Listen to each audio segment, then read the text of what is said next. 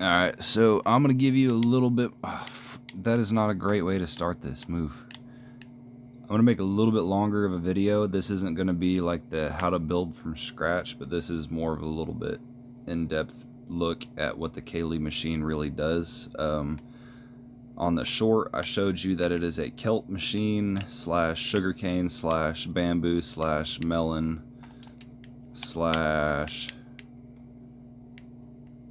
pumpkin slash crops. Alright, now the crops is what we're going to show, because I didn't show that on the short. I didn't have much time to. But with these dispensers right here and right here, once you get this machine going, get these seeds right here, and you will get you some wheat. If you decide to do carrots or potatoes or beetroots or whatever it is that you can grow in the ground like that, anything like that will be up for grabs. You know, it works perfectly with it. And the reason it's trying to get famous. Anyway, so the reason that works is because of this little wiring there. If you guys seen my short about the 3-pulse redstone clock, this 3-pulse redstone clock is actually built right into the middle of this machine, and that's part of what this is right here. If you'll look right on this side, you'll see the other side of that. Whoa, wait a second. Okay, no, that was just me. Okay. So yeah, if you look on the other side, you'll see that redstone torch there. That's the little heart of it. And what happens is once that clock starts spinning around here, it shoots really fast pulses to right here. This block activates this dispenser and this dispenser really, really quickly. Both of those dispensers will hit this about 2 or 3 times for every time this piston moves, ensuring that you do make like 100% have enough bone meal going in there to make it grow fully. Otherwise, it's going to be a waste of your bone meal, you know, because if you're only getting it 3/4 of the way up and you're not getting your wheat or whatever it is out of it, then it's pointless to even have there. So that's why that's why it's set like that. So as this is pulsing really, really, really, really fast, we slow it down right here, and we slow it down again. And the reason we slow it down again is to make sure that these 3 pistons are cutting very slowly, because if those pistons move a little bit faster, then again, this isn't going to grow right. It's only going to grow like 3/4 of the way. So make sure that those are delayed like that. Otherwise, it's not going to work right. So that's all that is going this way. And then as you see it going this way, it goes to right here. And then it goes to right here. And this goes with the 3-pulse redstone clock that I showed you on the short, where if you delay it just a little bit, it'll match with the timing of the pistons perfectly, causing absolutely no delay, causing the pistons to move about twice as fast as normal. So that right here causes this piston to move about twice as fast as usual. This block gets activated. This piston is what cuts the bamboo, and since it's off this little delay right here, it also increases the speed of this piston. And then, if you'll look right here, I've got an observer. This observer is looking right at this piston, so whenever this piston is moving, this observer right here poops out a signal to right here. This block gets activated from this observer pooping out its signal. And the reason you have to have it like this is because for the kelp, you've got to slow the piston down just a little bit. You can't have this piston as fast as these 2 pistons, because if this piston is too fast, then it's actually not going to let this kelp grow up in this little spot right here. Like, whenever you'll run it, I'll show it here in just a second. Was I saying? Oh yeah, so you have to use this observer right here to sort of slow this piston down so that it moves just at the right time. Now this right here, there is just a very, very, very, very, very slight delay. It's about like 0.002 seconds, and you'll be able to just barely see the frame of it move whenever I get it going. But anyway, so this observer poops out this signal. It goes to this piston, slows this piston down, which makes this kelp cuttable. This right here, this redstone gets activated, which activates this block right here, which activates the dispenser for the bone meal for the kelp. This block is activated, which activates this strip of redstone right here, which activates this block, which activates this dispenser right here, which is the dispenser for the bamboo.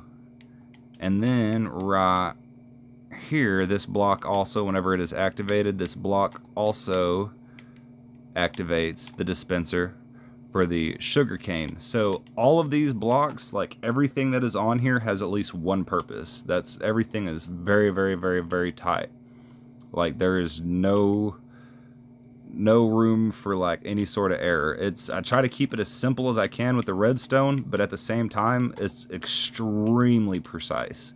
Like you can't mess with it at all. Otherwise, if you mess with it just a little bit, it's not going to work right. So that is how the wiring works. And that took me about 8 months. So what this originally was basically just a gigantic machine that would cut sugarcane, a gigantic machine that would cut bamboo. It was just a bunch of these giant machines that I had mashed together to all dump out into one spot. And then this girl named Kayleigh was like, hey, you know what? That's really dumb because nobody's going to do that in survival.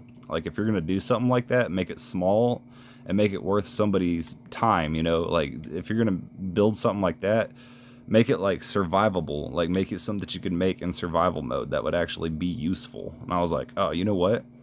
That's a good ass point. So it went from like a 3-story build over the course of 8 months. I smushed it down to about this right here, which is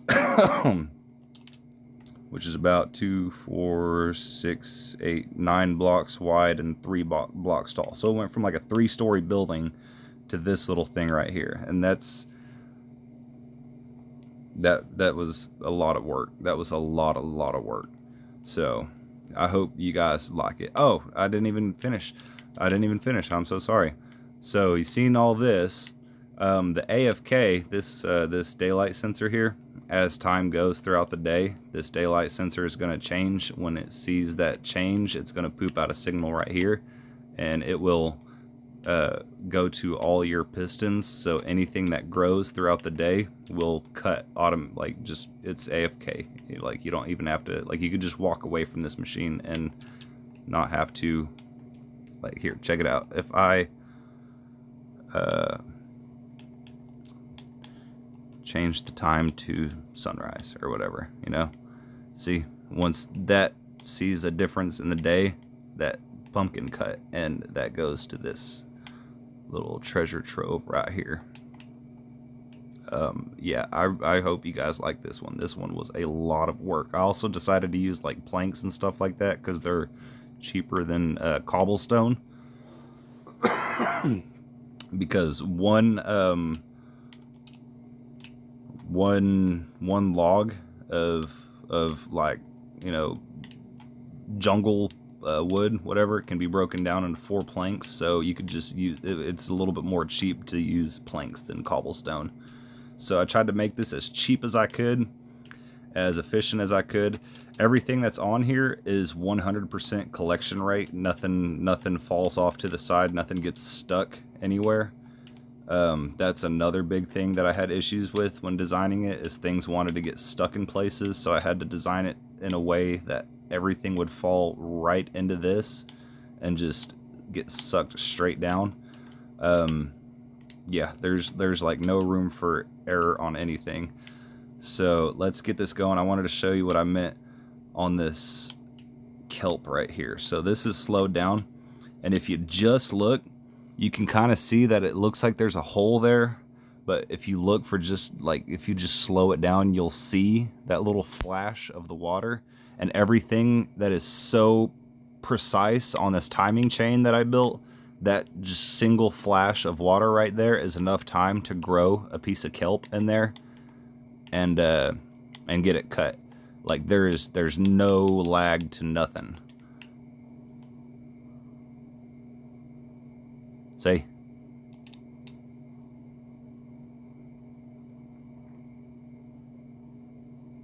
Wait a minute. Is this even... What's going on? This might be my old machine. Let's try this one.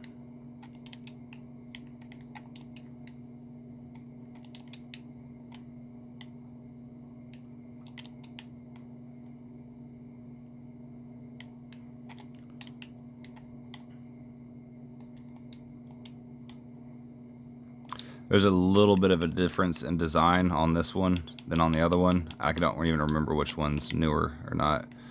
Ah, okay, so this one's working just fine. Yeah, so if you'll look, it doesn't really seem like much, but it's just enough time for that kelp to grow in there. There's no delay whatsoever. So, yeah. Between this and this, it was my most passion done project, and I'll do a video here soon of like how to actually build this and get it going. I do hope y'all like this. This was a lot of work. This was the better half of a year, so thanks for watching.